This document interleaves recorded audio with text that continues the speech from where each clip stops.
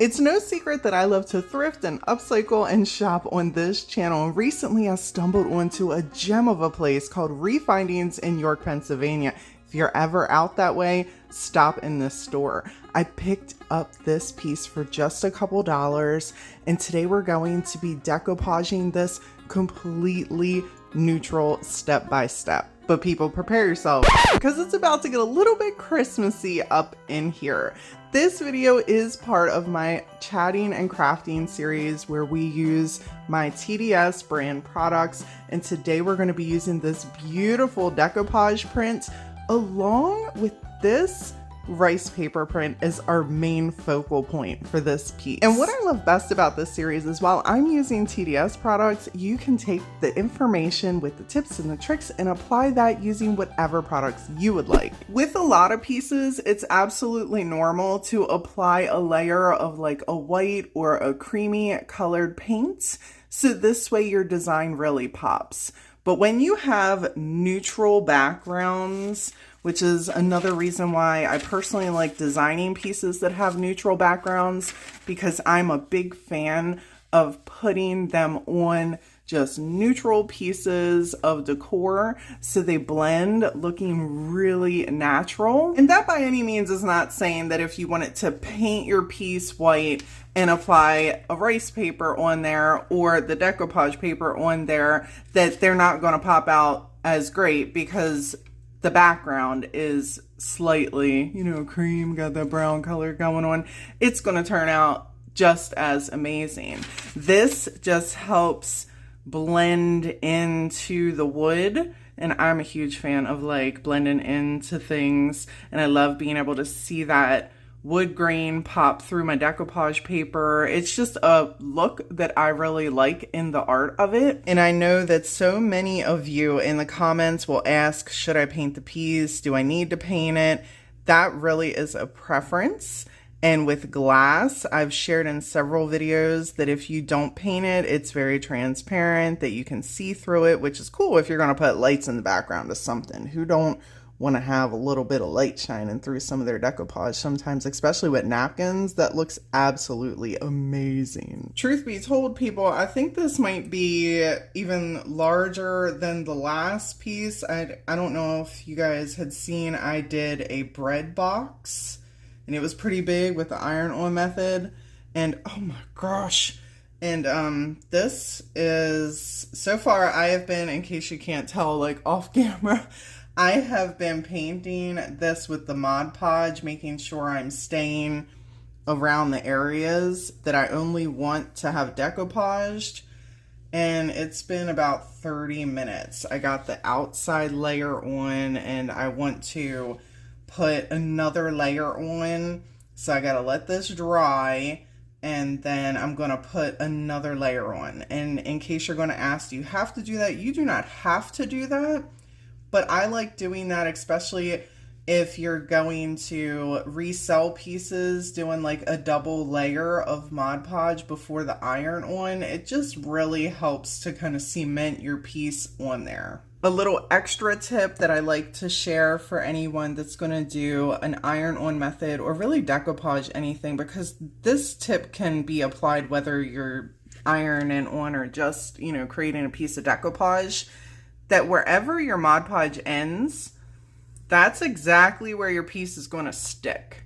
So if you want it to be very crisp or to have like an edge or anything like that, it is important to make sure you don't go behind.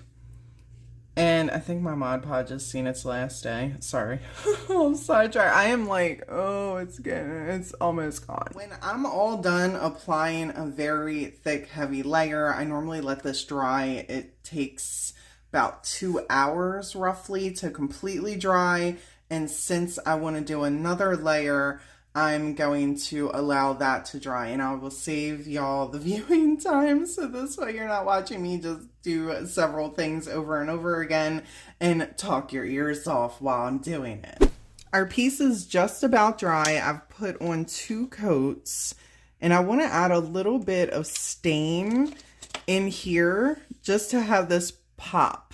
So like it'd be a nice calm neutral where we have the decoupage paper, and then we'll have a little bit of that dark hue. I do want it to be easy to apply, so a little trick I use is just to take some antique Waverly wax, we don't need a whole lot, and put it in a bowl with a little bit of water, and it just kind of thins it out.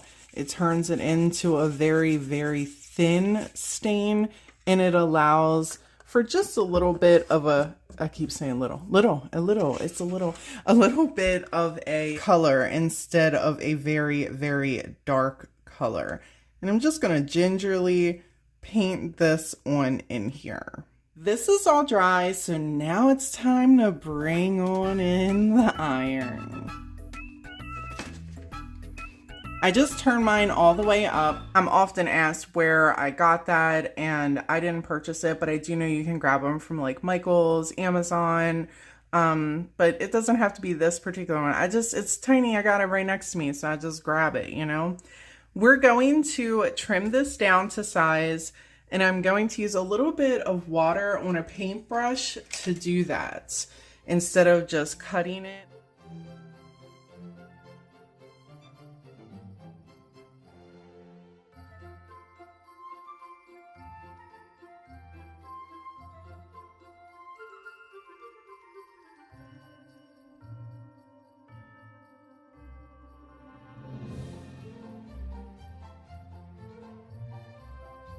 Now that I got everything trimmed and I'm happy with my placement here, I'm gonna take my parchment paper. Now I get asked a lot also, wax paper, parchment paper. You wanna use parchment paper because parchment paper is for heat. Wax has like a little wax coating on it, and it's really just to prevent sticking. Now, I'd be lying to you if I said I ain't never used wax paper, because guess what? I've definitely used some wax paper before in a pinch. You just got to be mindful with that stuff. So parchment paper, it protects any Mod Podge from sticking to your iron. It also, you can burn this. There's a lot of reasons for you to be able to use the parchment paper. It is just a really good way to help you get this ironed on here without any mishaps. I like to start from one end to the next and just work my way across the piece, going back and forth.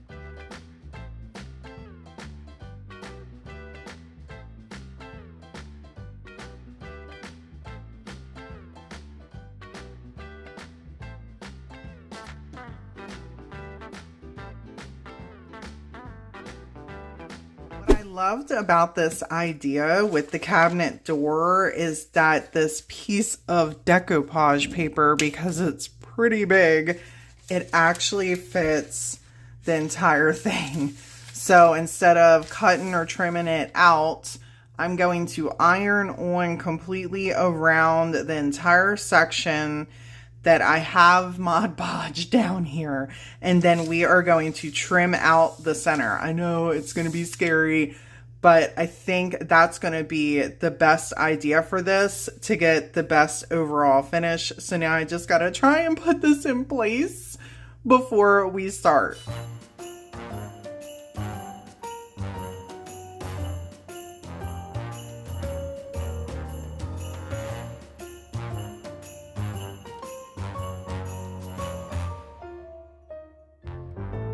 I want to point this out real quick because I have talked about this with the iron-on method. You see the bubbling that's taking place? I've talked about this.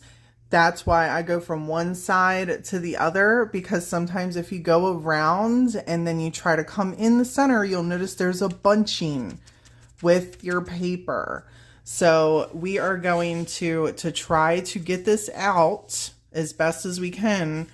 I'm going to go from this side to push this out. That is what my my hopeful preventative measure is here, and we'll see how I do. Push.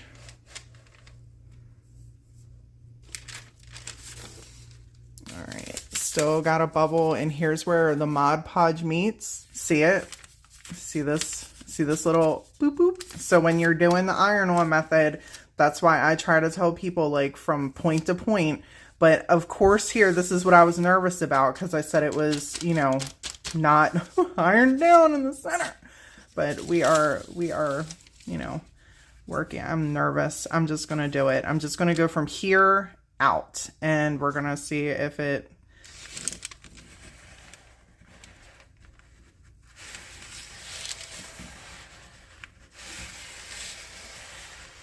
Not bad, not bad at all. We got a little crinkle here, but I'm super happy with how, sorry, I hit the camera. I'm super happy with how this actually ended up doing this right here. It just looks like it's part, oh, and I just ironed it out. Oh, look at that, how nice. To separate the piece, I'm gonna use an X-Acto knife. This joint's seen better days. And my little finger sander, that is on there crooked. One thing I want to talk about real quick while we're getting ready to do this is I don't think it's touched on very often in my videos, I'm not sure about anybody else, is the length of time you should spend ironing. I always, once I have the initial seal down and it looks like, and I always like to go around my piece and pull them up and make sure that every little nook is attached before I go trimming anything. I spend at least another 5 minutes just giving it a nice smush down with the iron. You know what I'm saying? Making sure that this is really melded on here. And that's just a personal thing that I do. Y'all can, you know, take that or leave that. But I wanted to let you know that even once I have a lot of times applied it on film, what y'all don't see is off the camera, I go back over it just to ensure that everything is really, really, really in place before I go extracting any of the extra pieces of our decoupage paper or napkins, because I've used this method with I don't know how many things. So keep that in mind as well. So I'm just going to kind of find a corner here and give us a nice little tear, and then I'm going to take, ooh,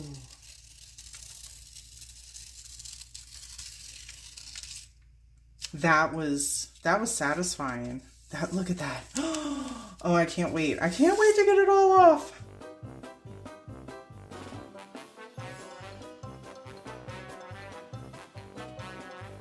All right, people, are you ready? We got it all sliced off. Let's see how this looks. Oh my gosh, that is so pretty. This piece is pretty large, so I'm trying to move it around and hold it as best I can. A little tip for those of you that have arm grip strength or hand grip strength like I do, and holding something that weighs this much, grab yourself like a little container, put it on there just to give it some elevation. Look at that.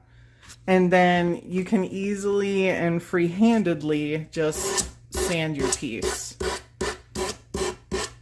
To seal over the piece, I'm just going to use some liquid patina. For anyone that's interested, I keep a link down in my description box. I get my DIY products from Sammy over at Unicorn Dust Designs for anyone that's interested. This does say on the packaging that you can use as a transfer gel, a top coat, and a decoupage medium. So today we're going to be using it as our top coat, and I do recommend for anyone that has ever done the iron-on method or really decoupage in general for anything. A huge tip I like to share with people is to allow anything you decoupage to dry a full 24 hours.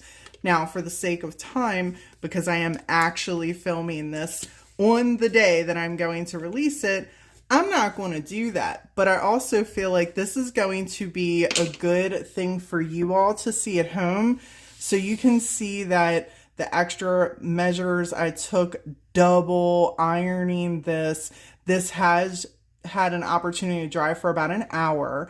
But as I like to apply my top coats, I do really thin layers. I have people very often talk about anytime they've, especially napkins, decoupaged a napkin, whether it's iron-on or regular, once they put the sealer over, there'll be some lumps and bumps and some raised issues come up. I like to take literally the tiniest amount of sealer and go over it, and I'll usually apply 3 really, really thin coats but I wanted to do this right afterwards so you could see that if you do this in really thin layers, you should not have any bubbling back up. Let me get you close in there. Normally, almost immediately, if I've ever had any bubbling come back up, it happens almost instantaneous. You can see that the napkin or paper or rice paper, whatever you're using, it just starts to bubble. And as you can see here, there's no bubbling going on. It's a super thin layer that we're applying right over top of this. And then I usually do about 3 coats total of this and allow it to dry an hour to 3 hours in between. And because I really like to make sure that you guys can redo this at home, I'm going to put a nice thick layer in this spot right here where like the beard is. I'm just gonna put a lot there. And when it starts to bubble up, I'm then gonna show you how to fix it.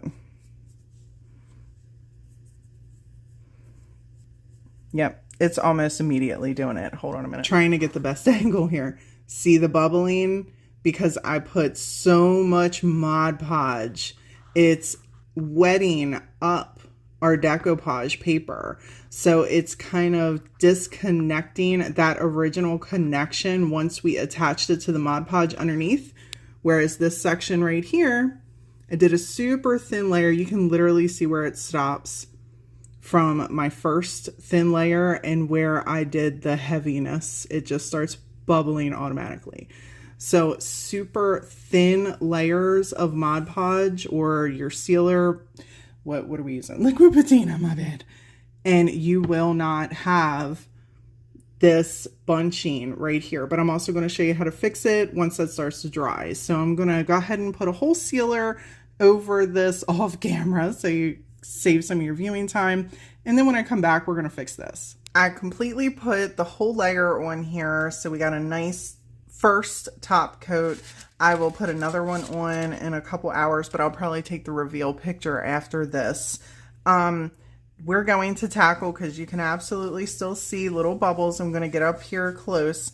We're going to take a piece of parchment paper to fix this, okay? And I was actually told this, I cannot remember the subscriber that told me about this a couple months ago, and I shared the tip with everyone because, believe it or not, I'm not the know-all be-all. I know some of you guys think I know everything about decoupage, but I learn things too, and I just share the tips and information with you guys because we have such a great community here.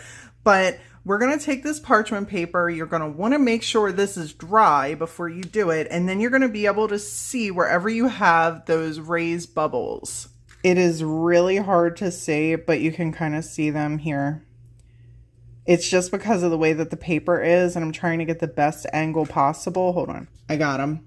How many other people you know that are like, I'm going to show you all my imperfections, all my DIYs? Me, I'm going to. So you can see that there's some bubbling, and there's some going in over here too. And there's some in the beard. It's hard to see because of the paper itself. It's vintage, it's beautiful, but we're going to iron this out. Remember, make sure this is dry, and we're just going to go over the parchment paper in the area that we have those raised sections where those little bumps are, and this is just going to flatten it out for us. Oh yeah, that's beautiful already. Hold on. Look at that. Buttery smooth. There's no bumps in that. I absolutely adore how amazing this large cabinet door turned out. I hope the tips and the tricks in this decoupage video help inspire you for your next decoupage DIY. If you're looking for more decoupage inspiration, check out this video right here. And as always, people, thank y'all so much for hanging out with me. And until next time.